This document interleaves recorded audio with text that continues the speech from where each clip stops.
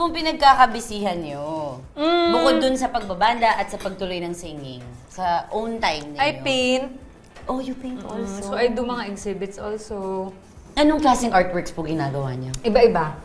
Depende. Pag commission, syempre kung anong gusto nung Client. Okay. But mostly, yung forte ko talaga is portraits, landscapes, ganun. Depende. Pero yung pinaka-best seller ko talaga sa paintings ko is yung 9 Lucky Koi.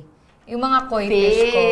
Tsaka yung horses. Kasi maswerte yun eh. And yun talaga yung gusto kong gawin. To bring luck to people's Other home. people. Bata pa lang ako, mahilig din talaga ako Talaga? mag-color, mag-paint. Artist na ganun. talaga kayo? Tapos nung after I gave birth, medyo nagkaroon ako ng postpartum. Tapos yung kumpare ko, yung ninong ng baby ko, si Dennis Trillo, may pinanood siya sa aking video. Biglang naalala ko yung hilig ko sa pagpipaint, hilig ko sa colors. So sabi ko, mag-aral ako. So nag-aral ako ng painting. Kung ipipaint nyo si Kuya Dudu. Bakit nakahubad?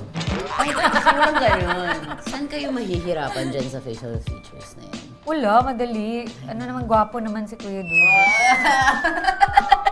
Uy, totoo po. Madali, oo naman. Pero Mabilis parang lang anong yan. kulay yung Chinito. pinakagamit na gamit? Na-try ko po kasi na ma-paint Yung ako. kulay, actually ganyan nga yung magandang kulay sa lalaki, medyo moreno. So, bukod po sa pagpipaint, ano pang ginagawa niyo? Nagdi-DJ din ako. Oo, nag-aral din kayo? Yes, nag-aral ako. Nag-enroll din ako. Nag-enroll din ako. Uy, hindi kasi alam mo bakit? Bakit? Meron akong album na nilabas. Okay. It's club kasi. Tugs-tugs. So, para hindi ako mag-ask ng favor sa mga DJs na i-play sa club, nag-aral ako mag-DJ. Tapos ako na lang yung nagdi-DJ. Tapos ako nagpe-play ng songs ko. Ito mga kapitbahay, ang pinaka na-i-inspire ako sa'yo, Miss Cherie, kapag naging interesado kayo sa isang bagay, siniseryoso niyo. Ganun kasi yung personality ko. Padagdag ng padagdag yung mga skill set Oo, niyo. Lagi tsaka may...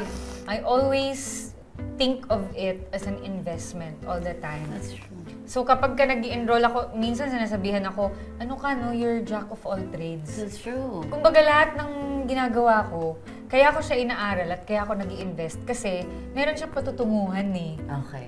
Sa lahat ng yun, DJ, pole dancing, painting, singing, sama na natin ang pag-aartista. Saan kayo pinaka-kumita? Kumita? Oo. Siyempre sa pag-aartista. Doon pa rin. Oo pa rin. And Kasi then, yun talaga yung ano, yung bread and butter Sinasabi ko nga yun eh, kasi minsan yung mga ibang friends ko, sinasabi nila sa akin, "Uy, Cherie, tumigil ka na mag-artista." Kasi ngayon din, nag-aaral naman ako ngayon sa real estate. ay wow. So, I sell mga properties naman ngayon.